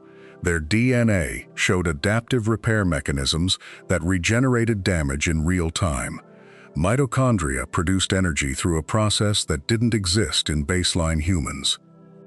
The changes paralleled what FEV did to human tissue, but they'd happened without the virus. Radiation alone had rewritten their biology as thoroughly as the Master's most successful dips, which raised the question, are ghouls still human at all? Brotherhood scribes spent 8 months analyzing tissue samples from Necropolis before issuing their classification.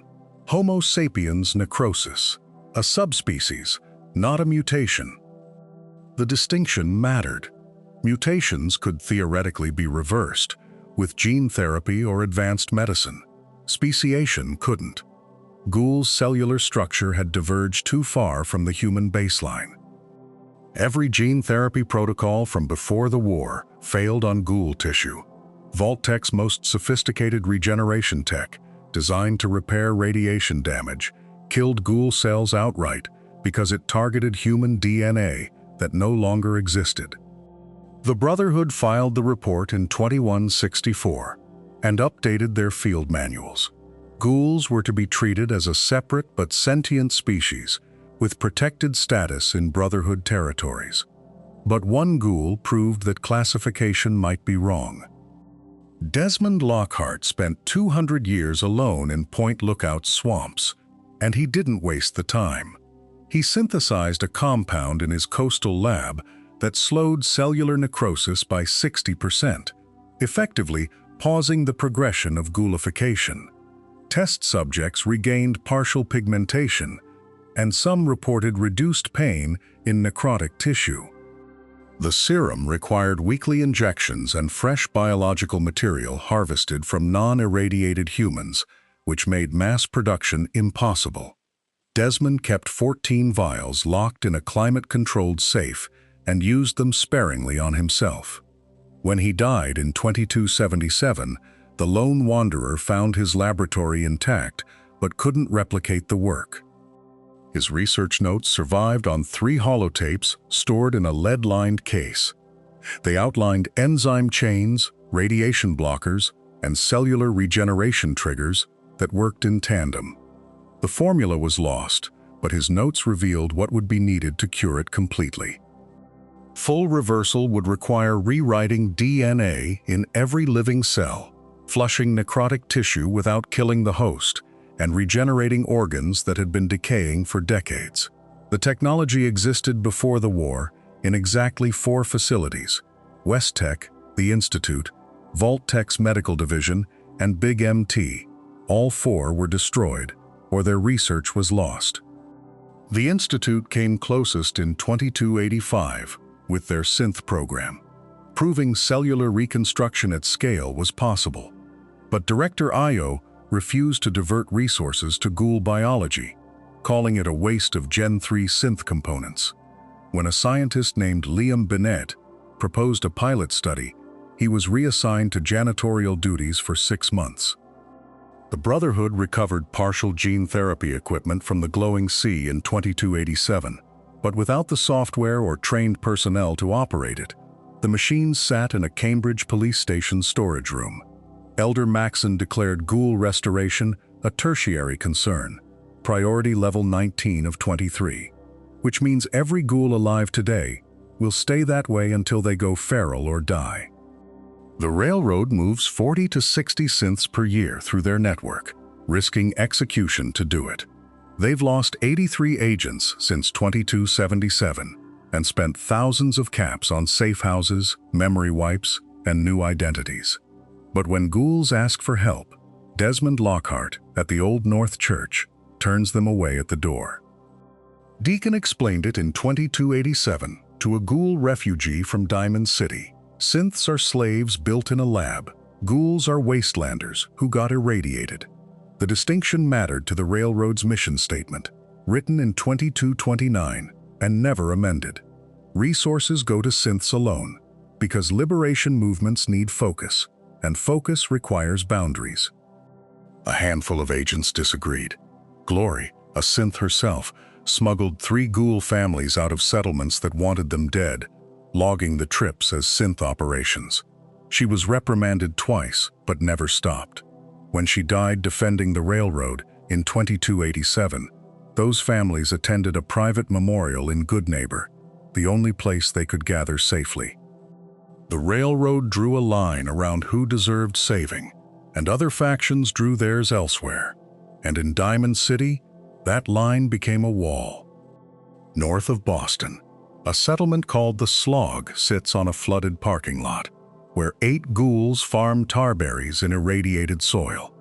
They've been there since 2283, led by a ghoul named Wiseman, who traded salvage for seeds and built greenhouses from pre-war materials. The tarberries grow thick in the contaminated water, a crop no smooth skin could harvest without a hazmat suit. The Slog trades with Bunker Hill, Drumlin Diner, and even Diamond City's black market.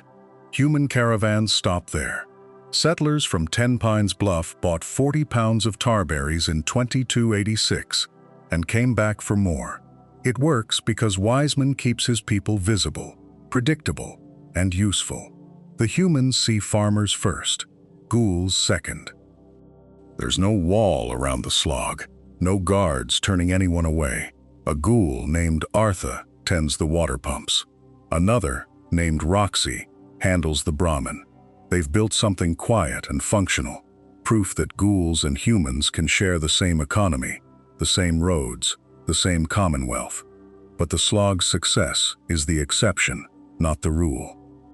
In 2282, a chem dealer named John Hancock took over Goodneighbor and opened the gates to every ghoul, drifter, and outcast the Commonwealth had thrown away. He put a ghoul named Daisy in charge of the general store, gave another named Whitechapel Charlie the bar, and made it policy that no one gets turned away for what they are. Within a year, Goodneighbor became the only settlement in the region where ghouls held real power. The town runs on one rule: you cause trouble, you're gone. Doesn't matter if you're smooth skin or ghoul. Hancock enforces it personally, usually with a knife. The system works because it's merit-based and brutal in equal measure. A ghoul named Fred runs the Hotel Rexford, KLE0, an assaultron with a personality, sells heavy weapons. What you are matters less than what you do.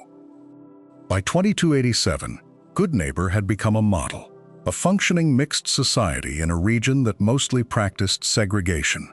Ghouls traveled 200 miles to live there. The railroad used it as neutral ground. It proved that coexistence wasn't just possible, it was profitable. Yet even Goodneighbor can't protect ghouls beyond its walls. In 2287, the Commonwealth contained roughly 40 known settlements, with populations over 20. Only 3 allowed ghouls: Goodneighbor, the Slog, and a small farming collective near Coastal Cottage. Diamond City, the region's largest settlement with 300+ residents, banned them outright in 2282. Covenant ran psych tests designed to weed out synths but filtered ghouls as a side effect.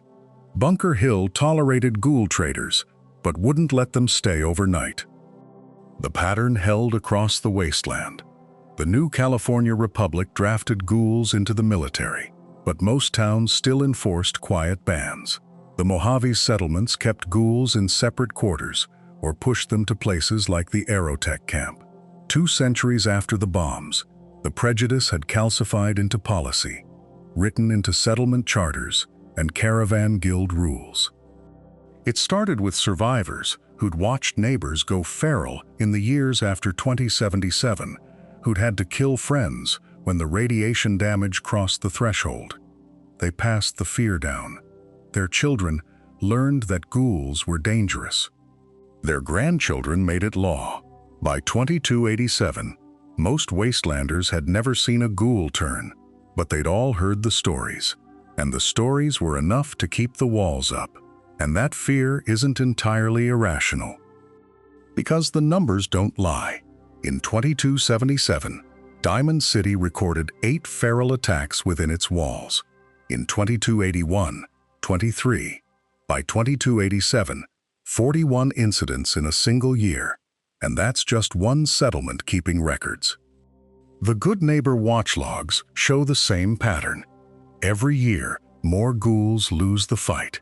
More neighbors who were fine yesterday wake up today with nothing behind their eyes but hunger. Warwick Homestead fell in 2284 when old Paul, their gate guard for 30 years, turned during his shift and let a pack of ferals walk right in. 11 dead before sunrise. Paul had shown no signs the day before. That's the part that keeps human settlers awake. It's not gradual. There's no yellow light, no warning period where you get your affairs in order. You're you, and then you're not, and everyone around you dies screaming. Which brings us to the question that defines every ghoul's existence. When will I turn? Every ghoul who's still got a mind asks it. Some ask it every morning in the mirror. Others try not to think about it, but it's there, constant as a heartbeat. Edward Deegan's been sentient for 210 years. Still doesn't know if he's got 10 more or 10 minutes. Daisy in Goodneighbor watches herself for gaps in memory, moments where time skips. She keeps a journal, checks it obsessively. If she ever forgets to write an entry, she's decided that's the sign. Wiseman at the Slog woke up one morning in 2286, standing over a radroach he'd torn apart with his bare hands. Didn't remember doing it. Spent the next week waiting for the fog to take him completely. It never did. He still doesn't know if that was the beginning or just a bad night. The worst part isn't dying. It's what comes after. Knowing that when you go, you won't just vanish. You'll become the thing that kills your friends, tears apart the people who trusted you. Some choose to end it themselves before that day comes. In the Slog, there's an unspoken agreement. If you start to slip, if the gaps get longer or the hunger gets louder, you tell someone, and they handle it. Quick, quiet, a bullet when you're still you enough to want it. Goodneighbor's got the same arrangement. Hancock signed off on 14 mercy killings since 2283, ghouls who came to him clear-eyed and asked for the favor before they lost themselves. The bodies go in the harbor at night. No ceremony, no questions from the human drifters. It happens in every ghoul settlement, the underworld in DC, the gecko community in New Reno, the Hotel Rexford in Freeside. Always the same quiet math, the same grim kindness. Better to die as yourself than live as the monster. Carol in Underworld keeps a pistol in her shop, fully loaded, safety off. She's made the ask to Greta and Griffin both. Whoever sees it first, whoever's closest when the moment comes. They've promised. She's promised them the same. But a few ghouls found another way. They walk out alone, usually at night. No goodbye notes, no announcements at morning roll call. One day, a ghoul who's lived in Goodneighbor for 80 years simply isn't there anymore, and everyone knows what it means. They're heading for the glowing sea, or the deep craters near the old missile sites, or any zone where the Geiger counter screams and nothing grows. Places where a feral would thrive, but a thinking mind would burn out fast. It's a choice. Die as yourself in a place no one will find you, or wait until you don't recognize the faces of the people you promised not to hurt. Travelers occasionally find bodies in those zones, still clutching photographs or holotapes, positioned facing west toward something they once called home. The radiation kills them within hours, sometimes minutes, depending on how deep they go. And in those places, evidence suggests something unexpected happens. Not every ghoul who walks into 3,000 rads per second goes feral. Some of them become glowing ones instead. Their skin luminescent, their bodies radiating measurable energy, but their minds intact, their speech coherent, their memories preserved. Jason Bright and his followers at the Repcon facility weren't mindless. They organized, they planned a rocket launch, they held religious services. Oswald the Outrageous still remembered every magic trick, still loved Rachel even after she'd turned feral and he hadn't. The mechanism isn't understood. Brotherhood Field Reports Document 29 confirmed glowing ones capable of complex communication, compared to thousands of standard ferals in the same radiation zones. It's rare, maybe 1 in 200, but it happens. What separates them is unknown. Age, rad exposure history, genetic factors, pure chance. But the existence of glowing ones proves consciousness can survive in a body that should no longer support it, which means going feral might not be inevitable after all. There's a pattern researchers noticed but couldn't verify. Ghouls who maintain steady exposure to moderate or high radiation, 50 to 300 rads per hour, seem to degenerate slower than those living in clean zones. It's not causation, not yet, but the correlation shows up in 3 separate institute datasets. The theory is simple. Ghoul biology runs on radiation the way human biology runs on oxygen. Deprive them long enough, and the system starts cannibalizing itself. The brain first. Keep them saturated, and the decay stabilizes, maybe even stops.